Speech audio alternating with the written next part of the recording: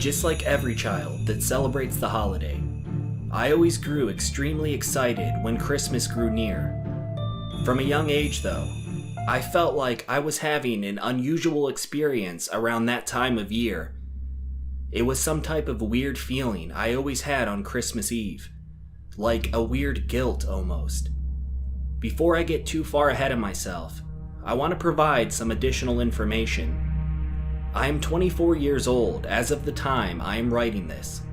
Growing up, it was just my mom and I. My dad passed away before I was 2 years old, and I really only remember things starting from when I was around 5. As you could imagine, my mom and I were always very close. All things considered, I had a very normal childhood. I don't want to bore anyone with recounting what my childhood was like, generally speaking, as there wasn't much else that stood out. That is, of course, aside from when Christmas grew near. Like most other families, my mom and I would get a tree and decorate our house. It would always be a great experience, until just a few days before Christmas. I used to think I was just excited as the holiday grew near, but the older I got, the weirder I knew it was. Around December 21st or 22nd, I would lose all ability to sleep. For 3 or 4 nights, I would be tired all day, and then lie in bed completely wired all night. By the time Christmas morning came around, I wasn't even excited anymore. I would be so exhausted that I could barely enjoy opening up my presents. After a few years of this, my mom realized how much of a problem it really was. Just like me, she at first thought that I was just excited because of the holiday. I began seeing a doctor every year this would happen, and they said they couldn't find anything medically wrong. This eventually led me into receiving counseling, which also never seemed to help. After quite a few years of this, I began having sleep paralysis. This only occurred right before Christmas. I wasn't even sure what this was at first, and began thinking it was something paranormal. But eventually I got used to it, as uncomfortable as it was. I would always hallucinate every time I experienced sleep paralysis, but for the first 2 years, it was only auditory hallucinations. Mostly, I would just hear what seemed to be loud, distorted noise. My theory was that as long as I kept my eyes shut, I wouldn't ever have any visual hallucinations, which scared me. But starting the 3rd year I experienced these bouts, I no longer seemed able to keep my eyes closed. This is when I first started having a recurring visual. While having sleep paralysis, I kept finding myself with my eyes open. Out of the corner of my room, I would start to see a shadowy figure. As it got closer, it would come into frame as a somewhat ghostly looking man. He always appeared to be in a state of decomposition and would be dripping wet, as if he had just stepped out of a swimming pool. Being a hallucination rather than a dream, you can imagine how terrifying this was. Even though I knew it wasn't real, in the moment it didn't matter. This went on this way the next several years. I never had an explanation for any of it. Why it was happening at all, why it always happened around Christmas, and who the strange man I always saw was. I finally got some answers when I was 17. A couple weeks before Christmas, we ended up talking about what always happened to me. My mom asked me about it, as she hadn't heard me mention it in years. Eventually, I just accepted it and kept it to myself, regardless of the fact I still had to deal with it. I ended up telling her about it in detail for the first time with the specific hallucination I kept having. My mom started tearing up, so naturally I asked her what was wrong. I had always heard that my dad passed away peacefully in his sleep. I guess my mom finally felt that I was old enough to hear the actual truth. When I was just a baby, it was a few days before Christmas and my dad had to work late. While he was on his way home to my mom and I, a drunk driver drifted over to his lane and almost hit him head on. In desperation, my dad quickly drove off the side of the road. He hit a ditch, which caused his car to flip over, landing upside down in a small pond. As a result of the impact, he wasn't able to get out of the car and subsequently drowned. I was shocked when I heard this story. It all began to make sense. Why I originally felt so bad leading up to Christmas, why I was seeing that man and why he was soaking wet. In his state of decomposition, I was not able to recognize him as my dad. But it's been clear ever since that it was just him, trying to get to my mom and I still. A couple weeks after I found this out, it happened again. Except this time, I finally wasn't afraid. Although I couldn't speak aloud at the time of the paralysis, I still talked to my dad. I told him what happened, and that my mom and I were fine. I told him he needed to let go and give himself some peace.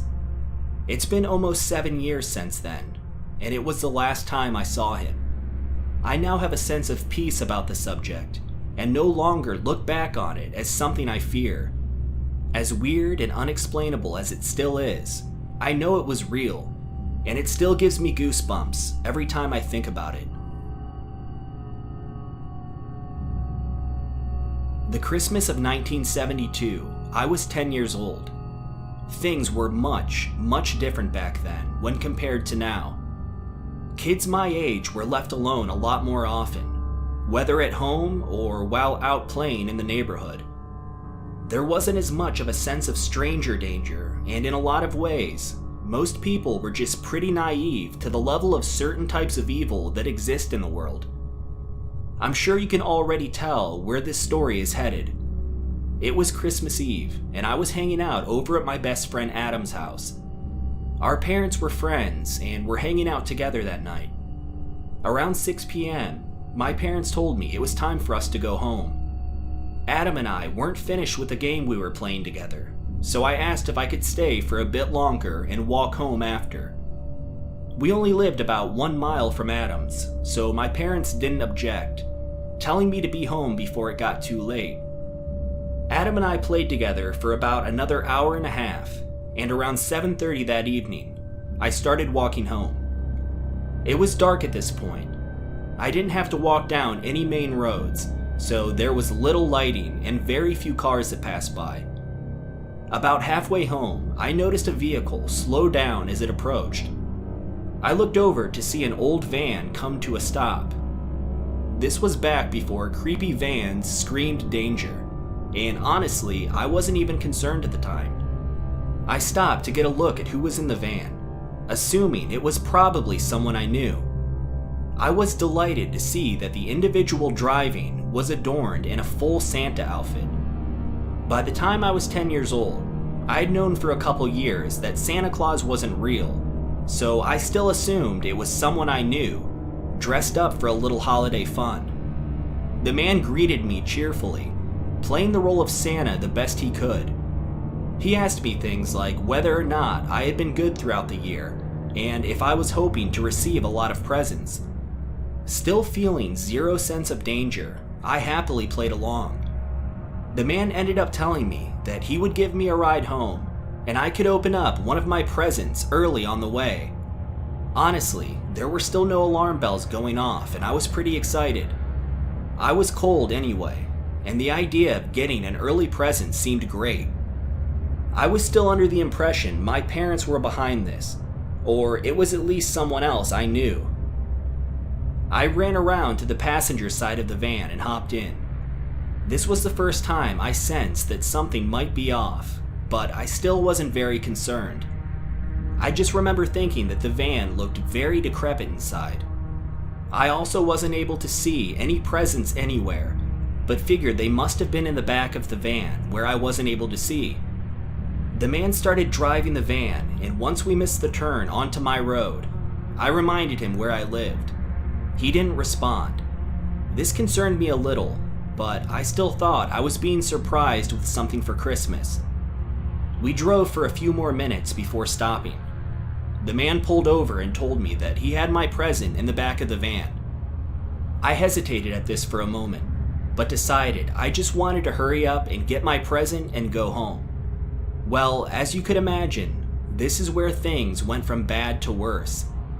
There was a small blanket hung up as a curtain that I had to walk through in order to get to the back of the van. Once I was through it, I began looking around, but I wasn't able to see anything colorful that resembled a present. In confusion, I began to turn back around to ask the man where it was. I became startled at seeing him directly behind me. Before I had time to react, he was tackling me to the ground.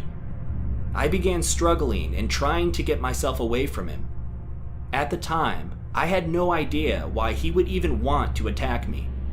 Nothing about the situation made sense to me as a 10-year-old. I was obviously much smaller than the man, and he was able to easily control me. He spent roughly the next minute trying to control me on the floor of the van, while I tried my best to get out of his grasp. The next thing I knew, I heard the loudest popping noise imaginable, and heard the man let out a loud scream. His grip finally loosened on me as he slumped over to the side, and I was able to scramble away. Just then, I looked up and saw an elderly-looking man standing at the open back doors of the van. He reached out and helped me out of the van. Around the same time, I noticed the older man holding a rifle. I looked back to see the man dressed as Santa, holding his hands over his abdomen in pain. His red Santa suit made it difficult to tell, but I knew he was bleeding from seeing the blood on his hands. The older man that came to my rescue was luckily outside with his dog as I was being attacked. He heard me screaming and grabbed his gun to come investigate. I don't believe the man dressed as Santa or I even heard the van door open in the scuffle. It was over just as quickly as it started. The man that attacked me was brought to the hospital and eventually arrested.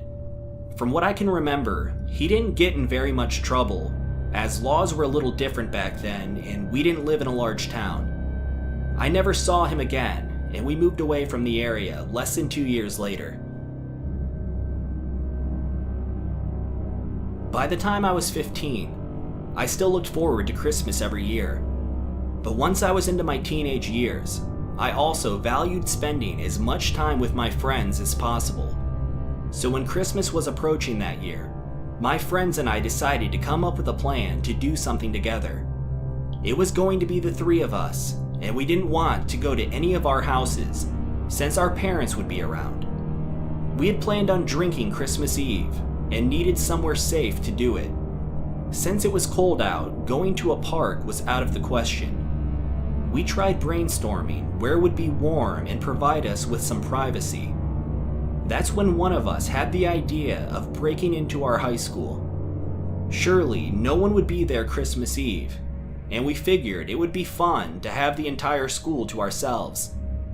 Of course, the one issue would be getting into the school to begin with.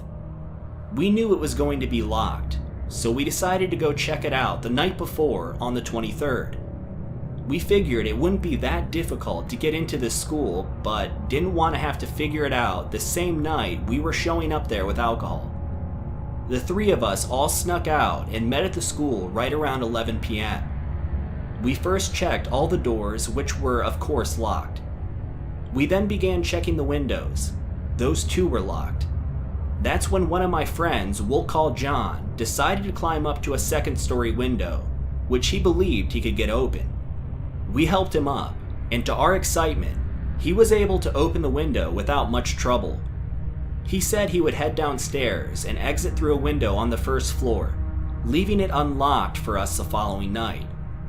Relieved with how well our plan had gone so far, we all headed home, with plans to meet the following night. The next evening, we were all texting with each other to confirm that we were all still planning to meet. I was the one responsible for bringing the alcohol, as my parents had quite a large liquor cabinet. I waited for my parents to go to bed that night. Not having much experience with alcohol, I ended up taking way too much with me for 3 teenage boys, and snuck out to meet my friends.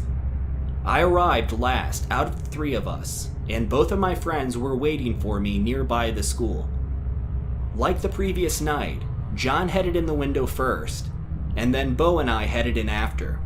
We shut the window behind us and headed further into the school. We didn't want to hang out in the dark the entire time, so we headed to the library, which didn't have any external windows and would have kept us pretty well hidden. Turning the lights on in the library wasn't as easy as just flipping on a switch, but we eventually figured it out. We settled in and began to start drinking. All of the liquor I brought was quite strong, and none of us did well with the taste, but little by little we got it down. After about a half hour of taking small sips, we all began feeling pretty relaxed and started having more fun. As the night went on, we all ended up pretty drunk and became a lot more adventurous. We decided to start exploring other parts of the school.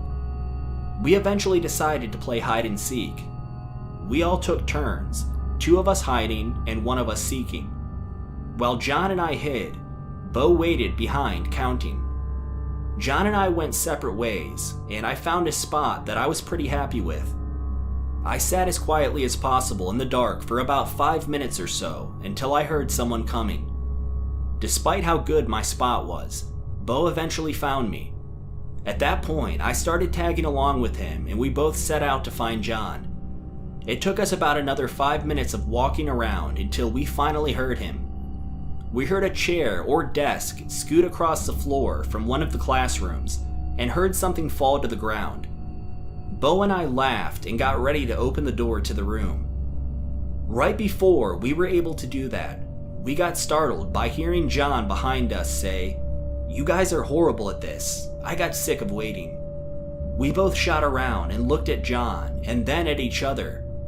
John could see the concern on our face and asked what was wrong. We signaled for him to be quiet and tried creeping away from the classroom door as quietly as possible. Once we got to John, we whispered to him about what was going on.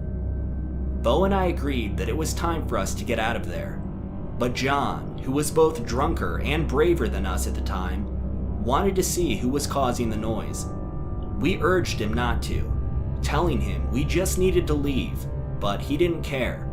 Smiling, John crept towards the door to the room we heard the noise from. Bo and I were frozen in place. I knew we both wanted to run, but we couldn't leave our friend there alone, regardless of how dumb he was being at the time. As John got closer to the door, he started calling out to the person in the room to come out. Even worse, he was doing it in a mocking, somewhat threatening way. Bo and I were pleading with him to stop at this point, but everything we said fell on deaf ears.